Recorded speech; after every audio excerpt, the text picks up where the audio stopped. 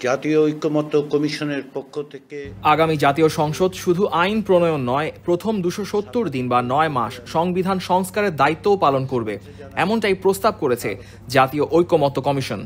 মঙ্গলবার দুপুরে রাজধানীর ফরেন সার্ভিস একাডেমিতে সংবাদ সম্মেলনে এই তথ্য জানান কমিশনের সহসভাপতি অধ্যাপক আলী রিয়াজ।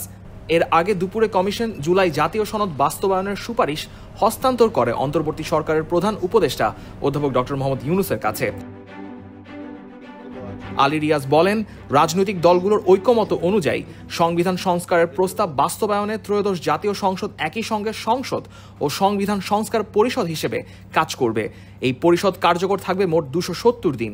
এই সময়ের মধ্যে সংসদ সদস্যরা জুলাই সনদের 48টি প্রস্তাব সংবিধানে যুক্ত করার জন্য প্রয়োজনীয় সংশোধন, সংযোজন ও পরিবর্তন সম্পন্ন করবেন। তিনি আরও জানান, কমিশন সরকারকে অবিলম্বে গণভোট আয়োজনের আহ্বান জানিয়েছে, যাতে জনগণ জানাতে পারে তারা এসব সংস্কারকে সমর্থন করছে কিনা। জনগণের সম্মতি পেলে সংসদ সেই প্রস্তাবগুলো সংবিধানে অন্তর্ভুক্ত করবে।